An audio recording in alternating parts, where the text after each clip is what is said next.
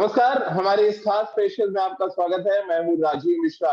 हार्दिक पांड्या और ऋषभ पंत ने मैनचेस्टर के मैदान पर महानायक की तरह प्रदर्शन किया और एक हारा हुआ मैच उन्होंने जीत में तब्दील कर दिया।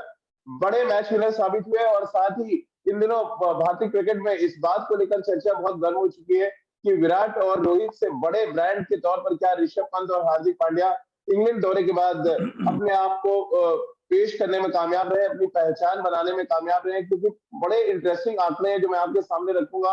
और ये आंकड़े अपने आप में इस बात की गवाही दे रहे हैं कि मिडिल ऑर्डर इन दिनों क्या कुछ कर रहा है भारतीय क्रिकेट में, खासतौर से व्हाइट बॉल क्रिकेट की अगर हम बात करें, नंबर 4 के बाद यानी 4 से 7 का जो कंट्रीब्यूशन व्हाइट बॉल में रहा है, वो चाहे हम वनडे क्रिकेट की बात करें या T20 फॉर्मेट की बात करें, वो बेमिसाल रहा है। और इसीलिए आज हम ये इस बात को लेकर चर्चा करने यहाँ बैठे हैं कि सिर्फ इंग्लैंड दौरे के खत्म होने की बात नहीं है। दरअसल पिछले कुछ महीनों में जिस तरह से व्हाइट बॉल में हार्दिक पांड्या ने कंट्रीब्यूट किया, जिस तरह से ऋषभ पंत अचानक ग्रो होकर सामने आए, एक हीरो की तरह उन्होंने मैच जिताया, उसको लेकर अब बहुत ज्यादा चर्चा गर्म है। सभा भाई हमारे साथ इस समय जुड़ चुके हैं। सभा भाई से बातचीत का सिलसिला शुरू करें उससे पहले बड़ा इंटरेस्टिंग कुछ फैक्ट है, आपको बता देता हूँ। 1 जनवरी 2020 के बाद से नंबर 4 और 7 पर खेलने वाले बल्लेबाजों ने 24 ओडीआई मैचों में 44 के ऊपर के औसत से रन बनाए, जिसमें 4 शतक लगे। वहीं T20 में अगर आपको बता दें, 1 जुलाई 2020 के बाद से 43 ओडीआई मैचेस खेले गए, 31 के एवरेज से नंबर 4 से 7 तक के बल्लेबाजों ने रन बनाए। और सबसे इंपॉर्टेंट, जिसको लेकर सभा भाई हमेशा कंसर्न रहते हैं, कि नंबर 4 से नंबर 7 तक के बल्लेबाजों ने 140 के स्ट्राइक रेट से बल्लेबाजी की है इन 31 मैचों में, इन 43 मैचों में, जो वर्ल्ड में सबसे ज्यादा है। यानी कि 1 जुलाई 2020 के बाद से अगर आप अभी तक के आंकड़े उठाएंगे तो वहां पर इंडिया का जो मिडिल ऑर्डर है या लोअर मिडिल ऑर्डर है, उसने बेस्ट प्रदर्शन किया अभी तक। अब सभा भाई, चर्चा इस बात को लेकर अभी बहुत ज्यादा गर्म है। अभी आज तमाम न्यूज़पेपर में भी इस चर्चा हो रही है और साथ ही सोशल मीडिया पे भी, कि क्या एक बड़े ब्रांड एम्बेसडर के तौर पर ऋषभ पंत और हार्दिक पांड्या ने अपने आप को रख दिया है इस इंग्लैंड दौरे के बाद। ऋषभ पंत टेस्ट मैच में शतक लगाते हैं, ओडीआई मार के फिर एक मैच विनिंग पारी खेल देते हैं, जहां से हम सब निराश हो गए थे और मानो नेटफ्लिक्स ट्रॉफी की तरह लग रहा था कि टीवी बंद करें और चले जाए जब टॉप ऑर्डर आउट हुआ। लेकिन सडनली अवतार हुआ ऋषभ पंत का और हार्दिक पांड्या ने जिस तरह से उनको साथ में बल्लेबाजी कराई। क्या आप भी मानते हैं इंग्लैंड दौरा खत्म होने के बाद दो सबसे बड़े सुपरस्टार के तौर पर सामने आए हार्दिक पांड्या और ऋषभ पंत?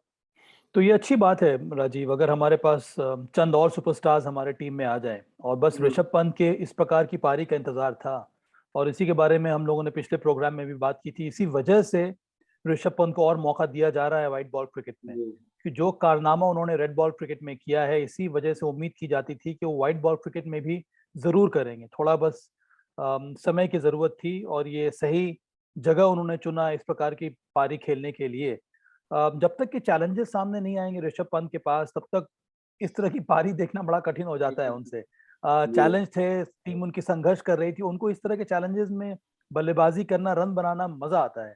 और अंत में आपने देखा होगा कि 40-50 रन जो आए, तो मुझे तो राजीव ऐसा लग रहा था कि वो क्लब क्रिकेट में कोई मैच खेल रहे हैं या फिर नेट सेशन करने आए हैं।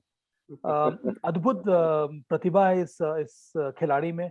और सबसे बड़ी बात यह है, मैं अंतर्राष्ट्रीय क्रिकेट में जितने सारे बल्लेबाजों को मैं वॉच कर रहा हूँ, मुझे लगता है इस बल्लेबाज में सबसे ज्यादा समय है शॉट्स खेलने के लिए, पोजीशन में आने के लिए, अटैकिंग शॉट्स खेलने के लिए। और जब ये खिलाड़ी डिफेंड करता है तो मुझे लगता है कि डिफेंड एक प्रकार का सबसे अंतिम जो ऑप्शन है उसको वो चूज करता है जब उनको डिफेंड करना होता है। तो और डिफेंड करते समय इतना स्ट्रॉन्ग डिफेंस है, पर तभी डिफेंड करते समय ऐसा लगता है कि उनको मजा नहीं आ रहा है डिफेंड करने में, कि अरे इस बॉल पे भी मैंने रन क्यों नहीं बना लिया।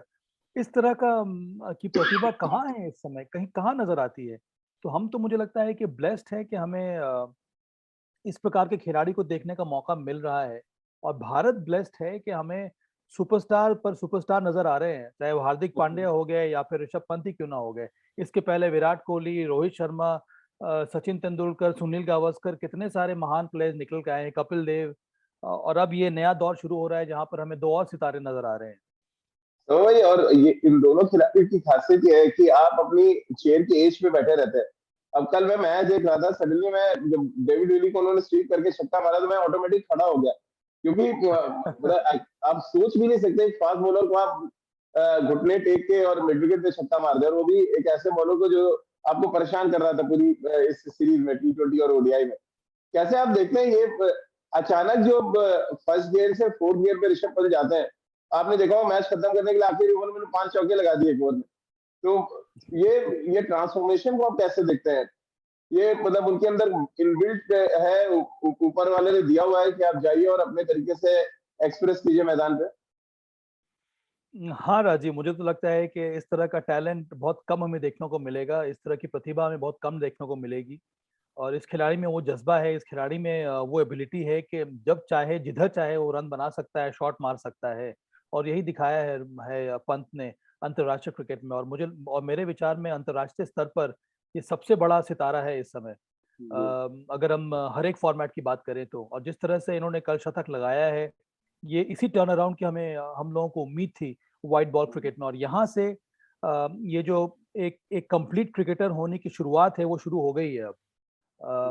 और इस पारी से, इस मैच विनिंग पारी से भारत को तो चलिए फायदा हो गई, पर खुद ऋषभ पंत को भी एहसास हो जाएगा कि अगर आप विकेट पर थोड़ा बहुत समय बिताएंगे तो उसके बाद आपके लिए बल्लेबाजी और कितनी आसान हो जाती है। और कल उन्होंने यही किया। अच्छा ये रहा कि हार्दिक पांड्या ने दूसरे छोर पर वो जो बल्लेबाजी कर रहे थे, वो उन्होंने आकर अच्छे अच्छे शॉट्स लगाए, तो दबाव कभी बढ़ा ही नहीं ऋषभ के ऊपर तेज गति से रन बनाने का। तो इस तरह का कॉम्बिनेशन, इस तरह की साझेदारी का महत्व बहुत ज्यादा होता है, और यही हमें कल के मैच में देखने को मिला। और एक दूसरे को कॉम्प्लीमेंट भी कर रहे थे सब भाई, क्योंकि बहुत क्लोजली मैं वॉच कर रहा था। एक तरफ जहाँ हार्दिक पांड्या के कमाल के एक्स्ट्रा कवर ड्राइव्स हमने देखे, कुछ और ड्राइव्स देखे, वो फ्रंट फुट पे कमाल खेल रहे थे। और ऋषभ पंत ने जिस तरह से पुल शॉट खेले, इतना ईज, मुझे लग रहा है लेफ्ट हैंडर रोहित शर्मा को हम देख रहे थे खेलते हुए, जिस तरह के पुल शॉट्स उन्होंने खेले। क्या जब इस तरह की जोड़ी क्रीज पे होती है, बॉलर्स के लिए कुछ बचता नहीं है कि आप गेंद कहाँ पे डालें। आगे फेंकेंगे तो परेशानी है, पीछे डाली आपने तो परेशानी। इंग्लैंड एक समय पे तो बिल्कुल ऐसा लग रहा था बेबस से हो गए उनके गेंदबाज। हाँ, जब इस तरह के दो बैटर्स विकेट पे हों तो बेबस तो होना लाजमी है राजीव।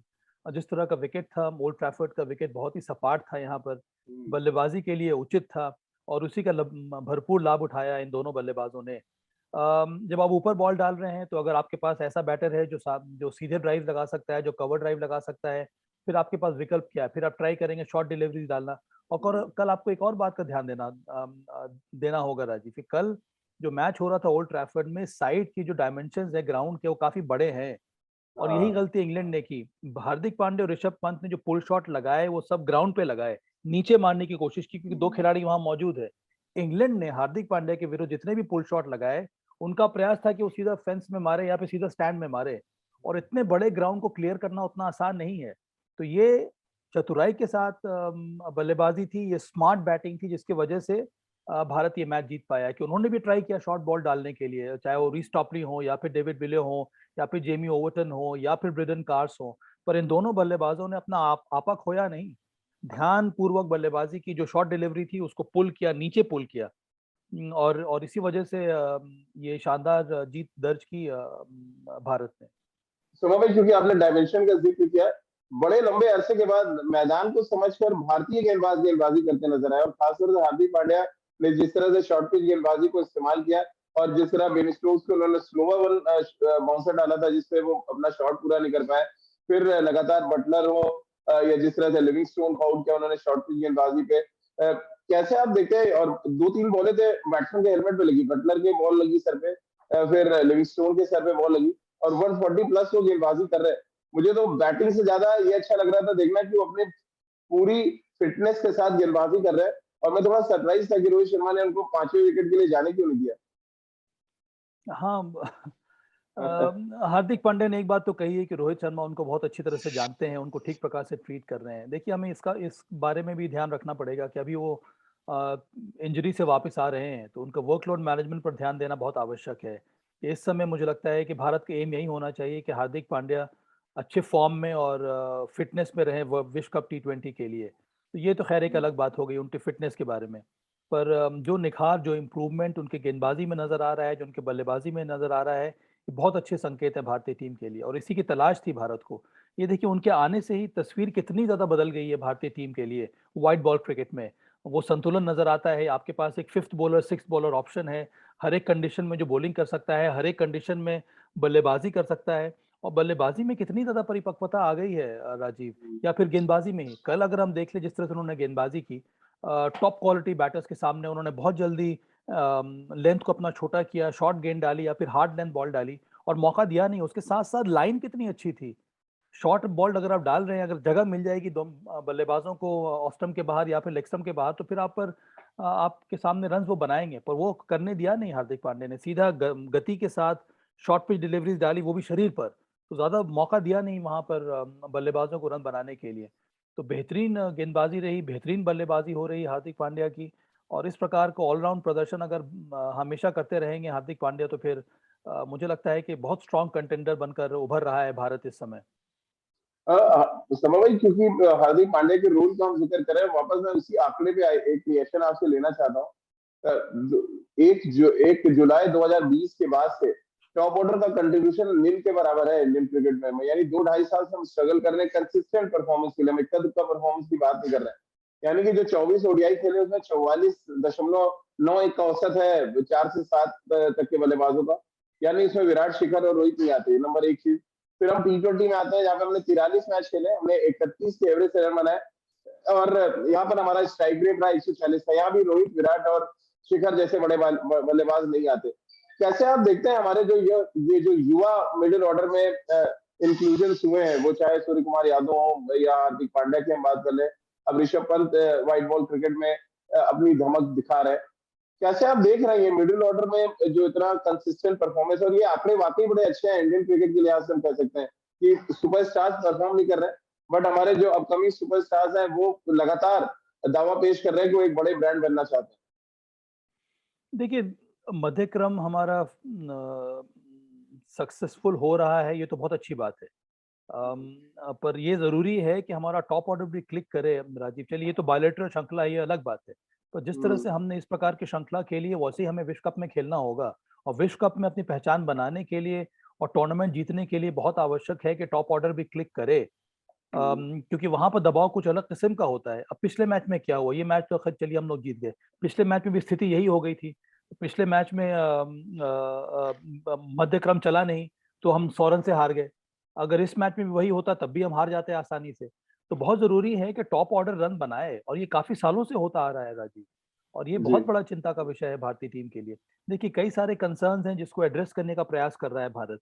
उसके बारे में हम लोगों ने बात भी की है। वो एग्रेसिव इंटेंट, वो माइंडसेट में परिवर्तन, वो आक्रामक क्रिकेट खेलना, ये सारी बातें देखने को मिल रही हैं। पर उसके लिए बहुत ज़रूरी है कि आपका टॉप ऑर्डर भी कम से कम कुछ निरंतरता के साथ बल्लेबाज़ी करे। नंबर 1, नंबर 2, नंबर 3, ये तीनों बहुत ही क्रूशियल पोज़ीशंस होते हैं व्हाइट बॉल क्रिकेट या हर एक फ़ॉर्मेट में। वहाँ पर अगर रन्स आपके पास नहीं आएँगे, तो फिर इम्पोर्टेंट जंक्चर्स में, बड़े इवेंट में, बड़े टूर्नामेंट्स में दबाव आपके मध्य क्रम के ऊपर बहुत ज़्यादा आ जाएगा। वहाँ से निकलना हर एक बार उतना आसान नहीं होने वाला है।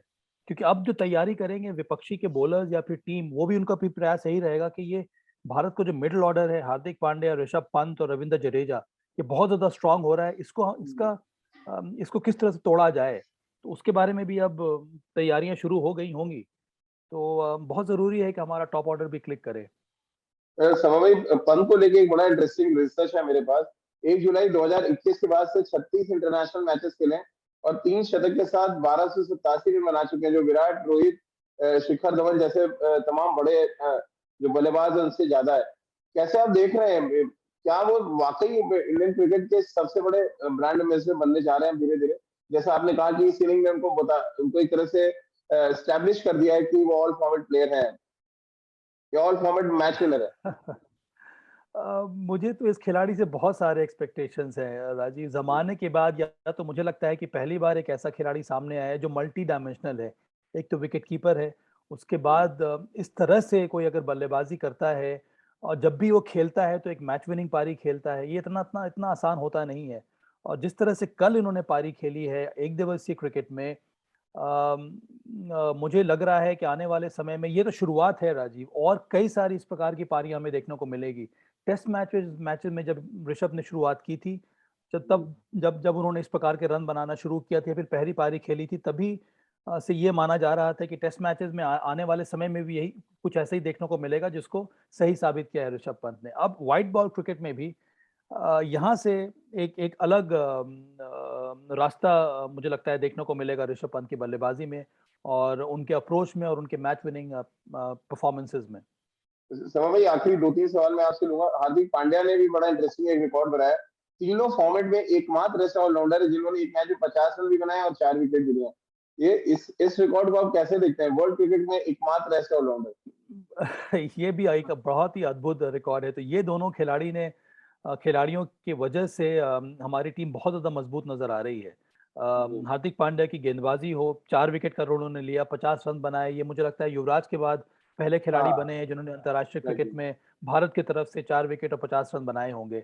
ये खुद दर्शा रहा है कि उनकी अहमियत कितनी ज़्यादा हो गई है और कितना ज़्यादा भारतीय टीम उनके ऊपर निर्भर कर रही है। और अगर तीनों फॉर्मेट में इस तरह का प्रदर्शन उन्होंने किया है, तो आने वाले समय में और क्या-क्या कर सकते हैं। पर हमें थोड़ा बहुत उनको ध्यानपूर्वक ट्रीट करना होगा।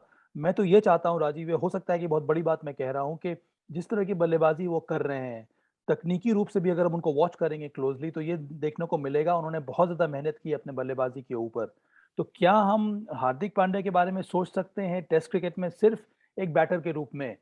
हुँ, क्योंकि जिस तरह का अप्रोच है हार्दिक पांड्या का उसी प्रकार का अप्रोच ऋषभ पंत का ही है और आने वाले समय में इस तरह के अप्रोच की ज़रूरत होगी आपको टेस्ट मैचेस जीतने के लिए। तो चाहे वो आप विदेशी धरती पर खेल रहे हो या फिर अपने यहाँ खेल रहे हैं, अगर इस प्रकार के बल्लेबाज आपके अंदर हैं, आपकी टीम में हैं मध्य क्रम में, तो आपकी टीम का वैल्यू कितना ज़्यादा बढ़ जाता है। तो मुझे लगता जी। है कि अब देखना पड़ेगा 1 साल के बाद कि उनकी फ़िटनेस के क्या लेवल्स हैं, पर वो एक अच्छा विकल्प भी आने वाले समय में हो सकता है भारतीय टीम के लिए। और ये सवा भाई ये बात कहने के लिए मजबूर कर दिया है मैं अभी बैठ के जब आप बोल रहे थे मैं विजुअलाइज कर रहा था वो जो उन्होंने एक्स्ट्रा कवर ड्राइव एक खेला था check drive on the rise और फिर एक ऑन ड्राइव खेला वो शायद इस मैच के सबसे बेहतरीन शॉट था हालांकि ऋषभ पंत ने महफिल जरूर लूटा बट वो जो 10 चौके हार्दिक पांड्या ने लगाए अपनी पारी के दौरान वो हर एक चौका एक तरह से कहा जाए ट्रीट था अगर आप लठ मार क्रिकेट नहीं देखना चाहते और प्रॉपर क्रिकेटिंग शॉट देखना चाहते हैं तो शायद ये सबसे बेहतरीन था। आखिरी एक सवाल यजुवेंद्र चहल पे लूँगा, उसके बाद सभा वाइज चर्चा को खत्म करेंगे। यजुवेंद्र चहल ने एक बार फिर अपनी इम्पोर्टेंस को प्रूव किया है इस मैच में। अगर आप देखें इंग्लैंड एक तरफ 30 रन के आसपास बढ़ रहा था, सडनली ब्रेक्स लगते हैं ये और उसके बाद विकेट इंटरवल्स पे गिरते हैं और इंग्लैंड 260 पे ही सीमित रह जाता है। यजुवेंद्र चहल अब क्या सर्टेनिटी हो गए व्हाइट बॉल क्रिकेट में इंडियन टीम के लिए? अब तो कोई शक की गुंजाइश नहीं है राजीव, एकमात्र ऐसे स्पिनर हैं जिनके ऊपर टीम निर्भर कर रही है, जिन्होंने शानदार प्रदर्शन किया है और उम्मीद यही की जाती है कि हर मैच में वो विकेट लें। अब कल के मैच में पहले स्पेल में अगर हम देखेंगे तो उन्होंने ज़्यादा रन्स दिए नहीं, सिर्फ 2 छक्का लगाया उनके विरुद्ध। इसका मतलब है कि उनको उनके सामने आपको थोड़ा बहुत रिस्क लेना होगा रन बनाने के लिए। ना तो उतने आसानी से वो सिंगल देते हैं, ना तो उतने आसानी से वो हुँ, बाउंड्री या फिर ओवर बाउंड्री देते हैं। जब तक कि आप कदमों का इस्तेमाल करेंगे नहीं, अगर आप रिस्क लेंगे नहीं, तब तक उनके खिलाफ रन बनाना या बड़े शॉट्स लगाना बहुत मुश्किल है। वो इस वजह से हो रहा है क्योंकि बहुत ज़्यादा कंट्रोल आ गया है उनकी गेंदबाजी में। कौन से बैटर को किस लेंथ पर बॉल डालना है, किस स्पीड से बॉल डालना है, किस लाइन से बॉल डालना है, ये भली-भाँति मालूम है अब यूसी चहल को। तो आने वाले समय में भी ये बहुत ही इम्पोर्टेंट रोल अदा करने वाले हैं यूसी चहल अब टीम जी। के लिए। चलिए सभा भाई बहुत-बहुत शुक्रिया आपका और हैव अ सेफ ड्राइव आप क्योंकि अब बहुत लंबा एक कमेंट्री का सेशन आपका गया है और अब आप छुट्टियों के लिए जा सकते हैं लेकिन हम आपको छुट्टियों के लिए छोड़ेंगे नहीं क्योंकि शाम 7:30 बजे रेलवे में आज बड़ा खास हम एक सेगमेंट लेके आ रहे हैं सीरीज का सिकंदर कौन यानी इस दौरे का सिकंदर कौन था उस पे पब्लिक की वोटिंग करवाएंगे और उसके बाद फिर हम अपने क्रिकेट एक्सपर्ट्स के पास आपको लेके चलेंगे और उनसे जानेंगे कि इस पूरे दौरे पे यानी टेस्ट मैच में वनडे और T20 फॉर्मेट को मिलाकर अगर हम वोटिंग करवाएंगे तो हमारे टॉप 3 परफॉर्मर कौन रहे इस पे आज डिटेल में हम बातचीत करेंगे शाम 7:30 बजे। आप सभी का बहुत-बहुत शुक्रिया हमारे साथ जुड़ने के लिए।